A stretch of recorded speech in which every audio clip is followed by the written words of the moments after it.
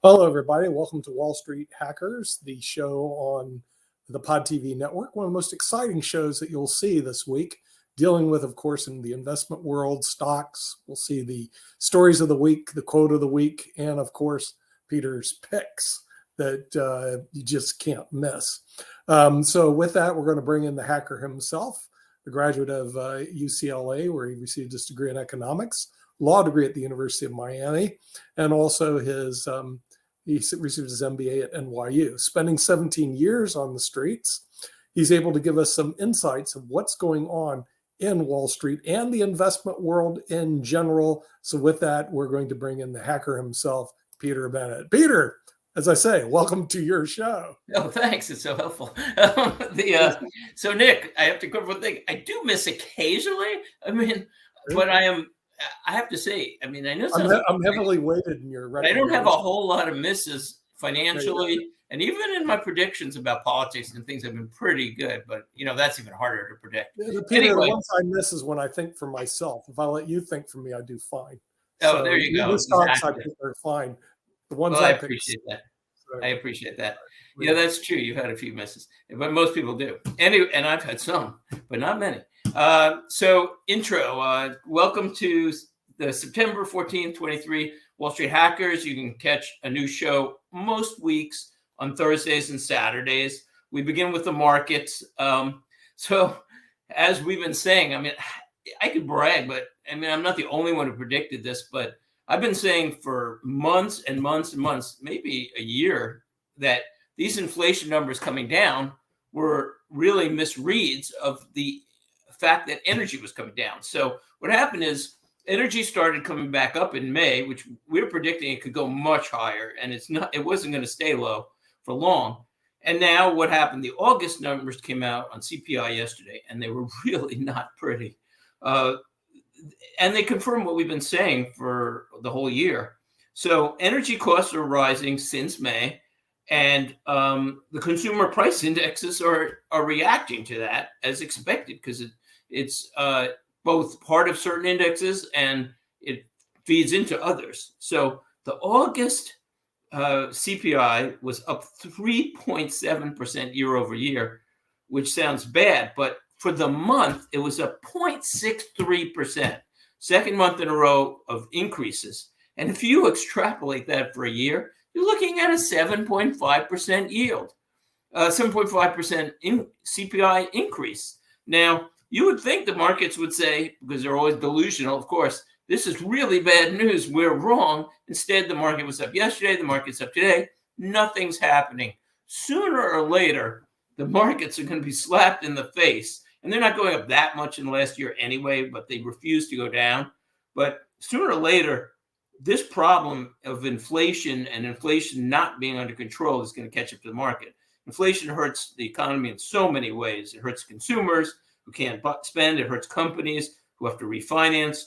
But I think consumer and companies are insulated to a point more than usual, and that would be another whole show. But the point is, Wall Street Hackers likes to look at the causes of things, not the effects. The market likes to look at the effects and not the causes. So what is causing energy to go up so much? Well, one, this is a black swan in the works, because energy companies are investing 40% too little just to maintain production of oil and gas in the long run at the levels it is now. 40% too little. Can you imagine if all of a sudden we woke up one day and there was a 40% shortage in oil and gas? Well, it won't quite be that way, because they'll restart the projects and maybe they'll notice it before we get to that level. But these projects take 5 to 7 years, and the oil and gas companies have been underinvesting, but by not only 40%, in my opinion, of what they should be doing, but you could see their budgets. It's under 50% of what they did year after year and year in and year out before 2015. So all of a sudden in 2015, they just dramatically cut their budgets for oil and gas projects, which again take 5 to 7 years. So you don't see the effects immediately, but this is going to catch up. You can't have this be sustainable. So the point is that, one, energy is probably going up, and the reasons are many, but especially governments around the world are discouraging oil and gas production, not only in America, but all over. They have this green energy idea. And I understand why they want to control the climate issues, and they could be serious. You know, you can debate that either side, but the point is, one, they're not doing it at all. They're making the climate worse with their policies. And two, they're causing economic problems that won't help even the situation. And the other thing is, you have 10% of capital budgets of oil and gas companies now going to projects like carbon sequestration.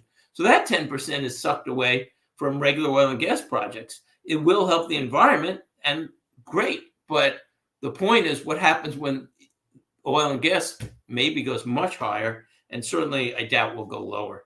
So that's the number one reason. Number two is the unemployment rate and wages. So the unemployment rate ticked up slightly, but from 50-year record lows. So now it's 3.8%, 8 or 9 million people still, 8 or 9 million jobs unfilled.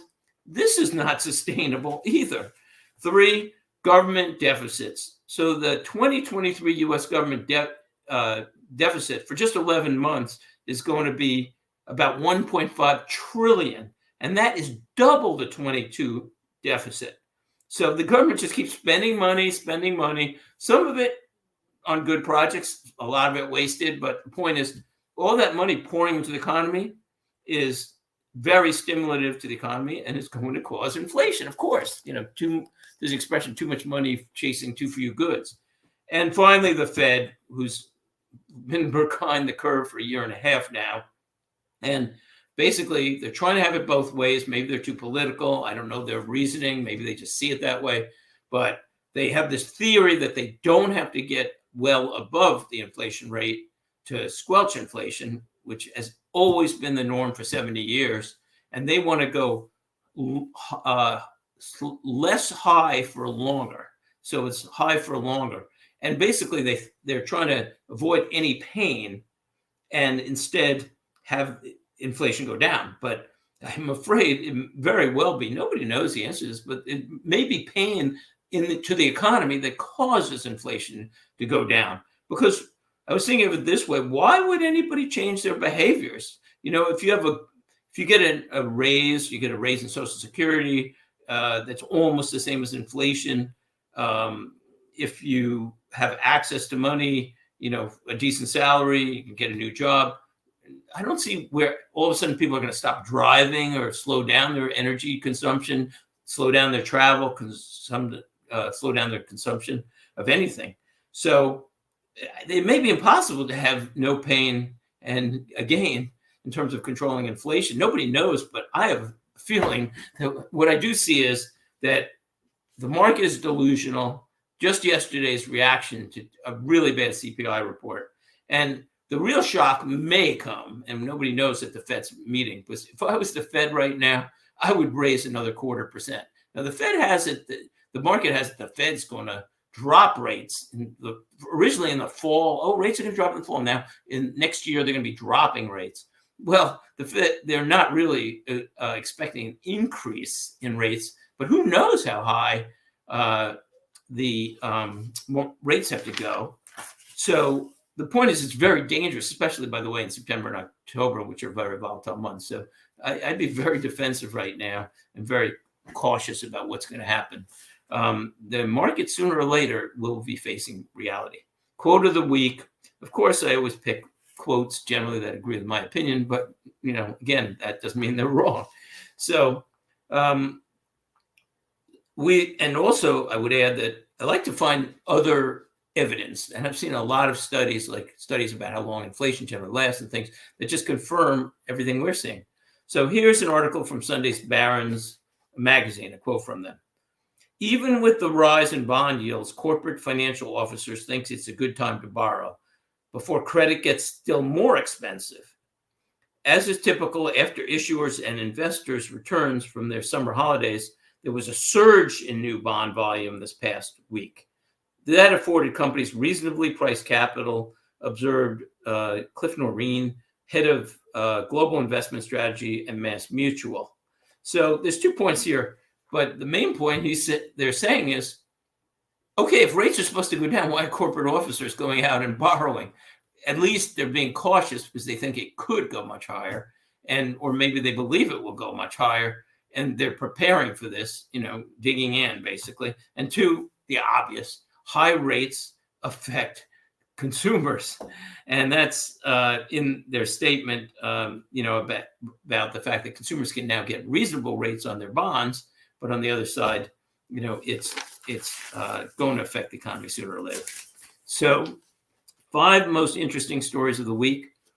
This was one we're going to be discussing in our panel discussion, and I try to stay away from politics to a point because I know the audience is probably split, like America and the world. Also, I have issues with both parties. If you look at the actual issues, I have issues with both parties. Probably most people do. Some people might say, "Oh no, I'm pure, Republican or conservative on everything, or Democrat." But most people have mixed opinions, and the truth is in the middle for sure. So the story of the week is going to be about House Speaker Kevin McCarthy ordering an impeachment inquiry into President Biden's alleged involvement in his family's foreign dealings. And we're going to be discussing that, and also what the public perceives on that and why.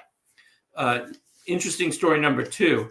This is interesting. A lithium deposit discovered in a volcanic crater in Nevada and Oregon may hold up to 40 million metric tons of the rare metal lithium, and it may be the largest in the world. It's called the McDermott Caldera, and it may hold up 20 to 40 million metric tons. It would be a great boost for America's production of lithium, especially since China's the major producer of this, and we're trying to switch to EVs. A few points about that. One, though, there's been a lot of political opposition. Indian tribes are pushing against it, and that can slow it down.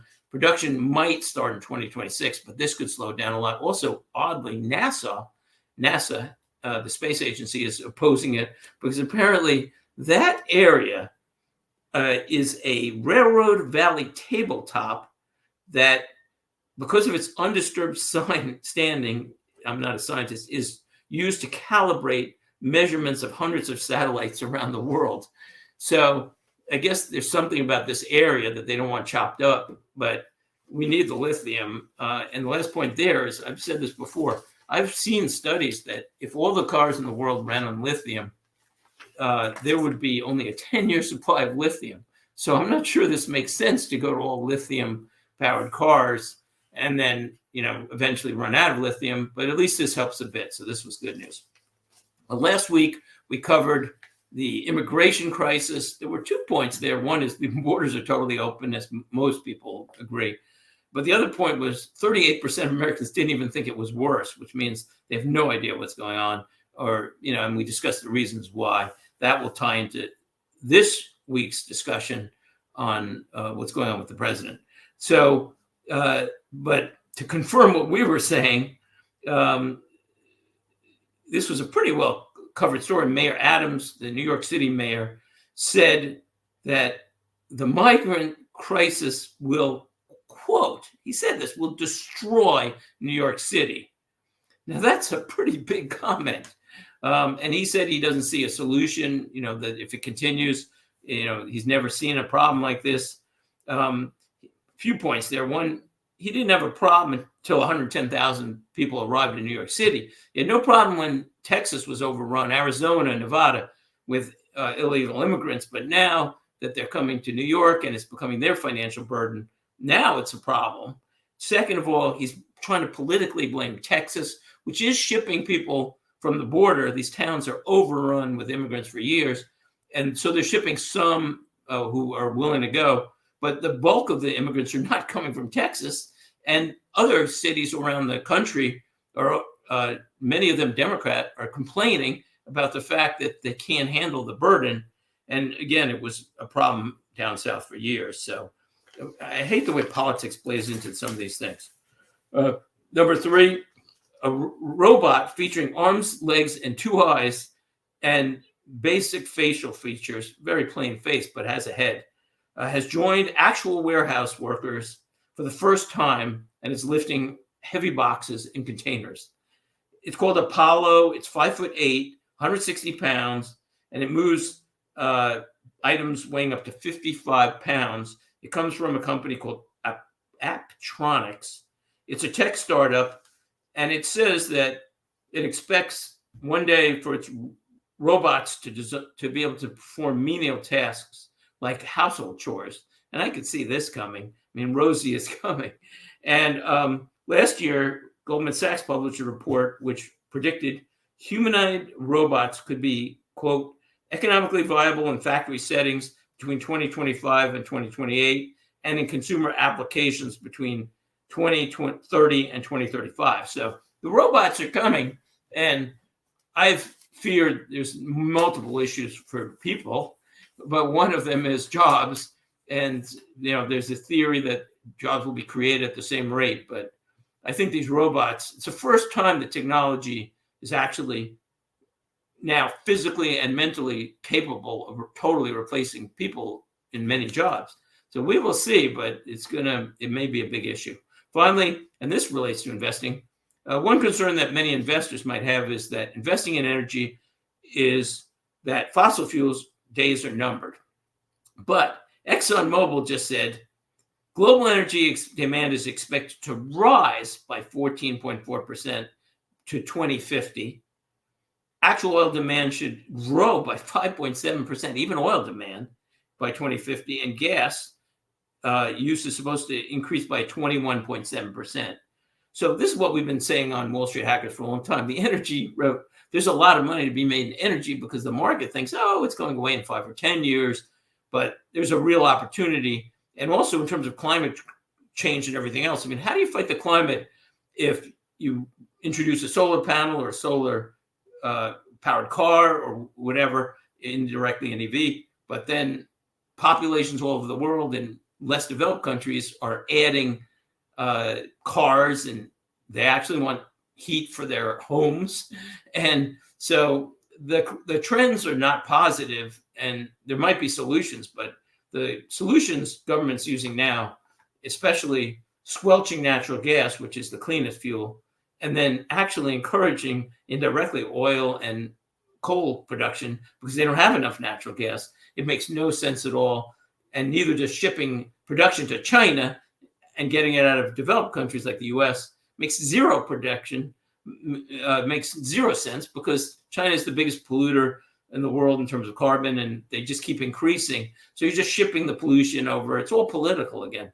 I wish politicians would just focus on solutions and not politics, but part of politics. Anyway, we'll take a quick advertisement, and then we'll be back with our pick of the week, which happens to be energy, and often is, and our panel discussion. It should be interesting. We'll be back soon. See you soon. One of the things that business owners forget a lot is to prepare for their own retirement.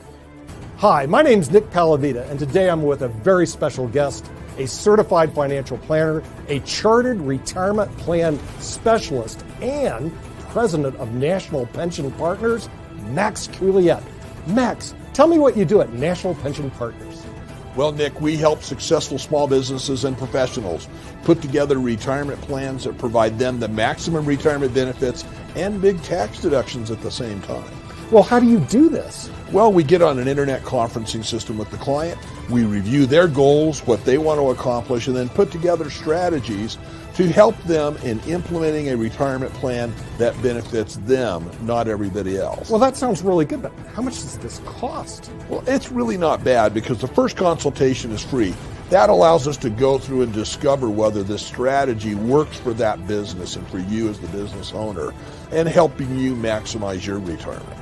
Well, Max, how do we get this free appointment? It's really pretty simple, Nick. You can either go to our website below or call us at 877-252-1692, and then we can set up a time with either myself, Nick, or one of our other retirement plan specialists, another CPA or advisor in the office, to go over this with you and make sure it fits for you. Hi, my name is Lewis Haupt. I work with National Pension Partners, and I work with businesses to allow them to put the maximum away that they can for themselves and to save taxes. Hi, I'm Brad Coyle, and I'm the brokerage manager at National Pension Partners. We're always analyzing plan fund choices in order to ensure the participant's success. If you want more information on how we can help you and your business put more money away in a retirement plan than you ever thought possible, contact us at the website below or call us at 877-252. Okay, we're back. So what to do, we basically the same for a year and a half now. One, whatever allocation you have in stocks should be in growth stocks, dividend growth stocks, and dividend stocks. Why? This is the most obvious chart in the world. So if you look, $100 put into the S&P 500 grew to an impressive $4,000 over 50 years from 2073 to 2022. Okay, great. Except for if you were in dividend payers, you would have earned over 8,000, more than double. And if you were in dividend growers and initiators, you would have earned over 13,000. So you're talking about double and triple the return. What allocations you have in stocks, it all depends on your age, your financial situation, but that's number one. Number two, you should own energy and pipelines, in my opinion, without a doubt. That's by far our biggest allocation, about 27% to energy right today or somewhere in there. But pipelines especially, and we're going to cover a pipeline in a minute, energy is the only place in my mind to get really safe long-term yields. It's not 100% safe. And number three, be defensive, because the market, I think, is delusional and it's going to get hit sooner or later with reality. If they get some rate increases now, or rates don't go down, or or the interest rates eventually start hitting companies sooner or later, I don't see the market going up a whole lot. I don't see the great news. Maybe something will turn, hopefully. Dividend Stock of the Week is actually a partnership. Disclaimer, the show is for only entertainment. There's never a guarantee on any investments. Nobody can guarantee anything almost except for a CD, and even that's not a guarantee against inflation. Consult your financial advisor. So this is MPLX. I've recommended this for a year and a half since we've been doing the show. It went from about 23 to 35. It's my largest allocation. I have complicated positions, but with options and things, but at least 15%, really more exposure. What do I like about it? One, it's a pipeline, so it's really demand driven rather than supply and cost. So a lot of these are long-term contracts, fees, and also you get a nice return, which is often generally tax-free for a long time. You get depreciation, depletion, and return of capital. You have to be a little careful in an IRA about UBTI. You'll have to look it up. But what else do I like? It's an 8.9% yield. The price to cash flow is 7. So really the company is earning 14.3% cash flow yield. 14% cash flow yields is really nice. They can reinvest. They can do all kinds of things with the money, increase dividends. I wouldn't be surprised. I expect a dividend increase in November, and I think it's going to be substantial. So the other thing is that 14% they're earning is counting the fact that they're putting all kind of money into new projects. So they could stop putting the money into new projects and just run what they have, the pipelines, but those new projects will create growth. What kind of growth? So if you look at the earnings per share, according to TD Ameritrade, for the last 5 years, annualized, you're looking at 28% growth in their earnings per share annualized. And the dividend grew 5.5% per year annualized for the last 5 years. So if you're starting at 9 and it increases at 5, that's a pretty good cash flow, and the price of the stock should go with it. Finally, I like companies where I see certain investors like Goldman Sachs, JP Morgan, Morgan Stanley in there with decent amounts of money. Now, they're very diversified, so it's not a large percentage of their portfolio, but it's still real money to them. Goldman Sachs put $447 million into MPLX. Morgan Stanley, $188 million. JP Morgan, $153 million. These aren't huge sums to them. I know it sounds like a lot. They're big companies, but they're still decent bets, or pretty big bets. It's probably Goldman's one of their larger energy bets. It's in the top X number anyway. So overall, MPLX, love it. I really like energy, and I wouldn't be surprised to see a nice increase into the winter. I wouldn't be surprised at all, which would be nice for cash flow on that already almost 9% yield. So panel discussion of the week. The question is, why is the House investigating Joe Biden and family? The White House, by the way, had the nerve to say, why are they doing that? There is no evidence. And also, why do 38% of Americans, and this to me is the more interesting question in a way, 38% of Americans don't believe that Joe Biden was involved in Hunter Biden's business dealings. Now, on one side, 61% of U.S. adults, according to a CNN, by the way, 61% believe he was involved in Hunter Biden's business dealings. A little more background, and then we'll get into discussion. One, Biden has repeatedly claimed for years that he never, quote, never spoke with son Hunter Biden or brother James Biden about foreign ventures, but witness statements and records from Hunter's abandoned laptop and other sources show otherwise. By the way, if you took any one of these pieces of evidence, you'd say, well, he's probably involved very deeply. But when you combine what I'm about to say, you say, how can you imagine there's so much smoke? It's like a forest fire of smoke. Again, it's not just, it's complicated, but I'll explain why this isn't necessarily even good for the Democratic Party. So, number two, the Biden family has set up 20 shell companies, which have taken in over $20 million. Who happens to set up 20 shell companies and mysteriously takes in $20 million? Number three, Hunter Biden's partner has said Hunter has complained about giving 10% to, quote, the big guy. I wonder who he's giving the 10% to. Number four, Hunter Biden complained in an email to his sister years before that about having to cover expenses for Joe Biden. He's been paying for his house, expenses, things like that. Number five, President Biden has sent over 5,000 emails using pseudonyms, under 3 different pseudonyms. Who sends 5,000 emails using fake names? That's a little suspicious in itself. And most damning, because this alone convinced me years ago, but keep all that rest of that in the evidence. Joe Biden bragged on national TV just a few years ago that he had the key prosecutor in Ukraine fired. And he said, I had him fired. I said, if you don't fire him right away, we're going to not guarantee $1 billion in U.S. loans. Now, a few points. One, the prosecutor was pursuing Burisma, a Ukrainian energy company. Hunter is on the board of Burisma, and he's received about $11 million, $1 million maybe in pay, and $10 million in legal fees.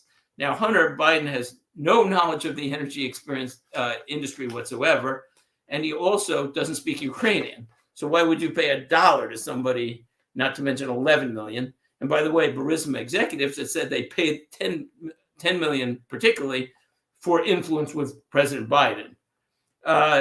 Finally, a few points there again. So the State Department and other U.S. government agencies, there's no evidence at all. They say they did not recommend the prosecutor being fired. Again, this prosecutor was aggressively pursuing Burisma, the oil company. So where in the world did Biden get the idea? I need to jump into a Ukrainian situation and get this one prosecutor in Ukraine fired. And by the way, I received $11 million. Nothing suspicious there at all. Oops. So back to the question. Now we know why the House at least wants to investigate it. I think I answered it, but especially why does 38% of Americans disagree with the 64% of Americans that know that this happened? Because to me, it's like 99.99999%. I mean, again, I'm not all in Biden. I mean, I look at the policies. I have problems with everybody on certain issues, but this is pretty obvious. Nick, what do you think? Politically motivated, and I'm against it. I was actually against the Trump, if you recall his 2 impeachments. I was totally against both those two. But here's the reason why.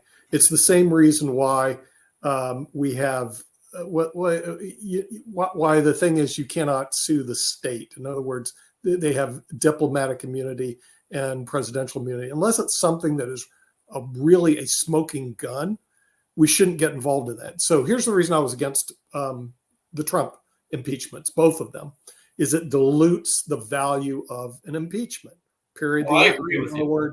In other words, and what he was being impeached for was not, he didn't shoot anybody, he didn't kill anybody. And so what happens, any ticky-tack thing can become an impeachment. Look, if you want to go after him after he's out of the presidency, go right ahead.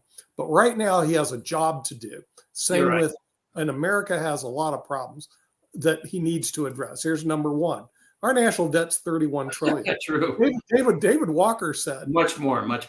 It's much more than that. And not only that, he goes, in the future, our biggest budget item will just be paying interest on the national debt. We are sinking fast. Yeah, you know, I have to jump in here because you've already said three things. I'm going to lose track. Number one, my theory is we won't pay interest on the debt because we're going to drive interest rates down to zero. You know, that's, well, they'll have to do it. Exactly. That's why. But that's going to affect a lot of people financially. So you're going to get hurt by that debt. Number two, I totally agree with, and then if you want to go on, fine. The Trump things, and I want to point out, the first, it dilutes the impeachment. And even then the Republicans said, you know what, you're diluting impeachment. But the thing was, ironically, I wasn't going to mention this, but the first impeachment was over, or the second, I can't remember which one. I think the second was about the fact that Trump actually said, maybe we should investigate Biden for what we're talking about. It was the most obvious thing in the world to at least say, but oh no, you can't even ask the question, you know, but it's the president's job to look into corruption. It's so ridiculous. You know, it's outrageous in terms of, but you're right. Now impeachment you have to stay focused on the problem, and this is a distraction. Here's another problem. Social Security and Medicare going broke in a decade. We will live through most of the people are listening will see Social Security and Medicare go bankrupt. You know what? I want to divert from that because let's do that on next show, actually, if you want to go back to that. Saying, these are important. That's a complicated issue. You're going to deal with some crazy. No, it's not just that. There's all kind of problems. There's crime. There's an open border. But the point is, let me make one other point. Wait. Let me make one other point about what you said. They're not going to impeach. They're not actually impeaching him. This is an impeachment inquiry. Let me explain why. Because what's been happening is the FBI, the Justice Department, have been stonewalling. They're hiding all the evidence, which is why the White House said, well, you can't find evidence. You can find evidence on Hunter, but you can't find it on Biden. But what happens is the House asks for evidence, and they give them sheets of blacked out material. Or they say, well, we can't give you that. It's executive privilege. So they can't get the evidence. But when they're doing an impeachment inquiry, they have now a much stronger subpoena power. So that's why they're doing it. So it'll never come to impeachment. First of all, the Senate's not going to vote for it. But what they are going to do is get the evidence because that's going to influence politics. So a few points. Because we're running out of time, as always. Number one, 38% have no knowledge of this because their heads are in the sand. And it's not personally them. It's because they get their news from the sources that agree with their political positions. And it's really the news fault because the liberal media, and I have problems with the conservative media because they're slanted, but the liberal media just totally slants things. They refuse to even mention stories that are major news. And so people who don't know, I have friends who are so intelligent, they don't have a clue about what's happening if it's a story that the media doesn't want them to know. The other thing is that they're not necessarily helping the Democrat Party. They might think they are, but they're really hurting themselves because Joe Biden is by far the most likely nominee right now for the Democratic Party. According to a poll I picked out, he has a 71% chance of being the Democratic nominee as of today. Newsom, 16, Robert Kennedy, 12, Kamala Harris, 6.7, and Hillary Clinton at 2.2%. So first of all, I'm not sure any of these are great Democratic candidates. They will certainly have issues of all kinds. You could do a whole show on their issues from, Kennedy's issues, Newsom's California issues, San Francisco's falling apart. But the point is, if they weren't doing this for the last year or two, more candidates better candidates would have emerged, and even these candidates would probably be doing much better. It still may not be Biden. I can't wait to see a debate between anybody if it's a Biden and Biden, because the problem is, how is he going to defend this $20 million, by the way, which a lot of it came from China and Russia. This is a very difficult situation. The media is at fault. That's why you should watch Wall Street Hackers. Anyway, thanks for watching, and we're out of time. And we try to look at both sides of all stories, although this one's tough for Biden. As Kim always says, get healthy, get wealthy, and we'll see you next week on Thursday and Saturday, depending on what distribution channel. Thanks, Nick. Thanks, audience. Right, we'll see you. Bye-bye.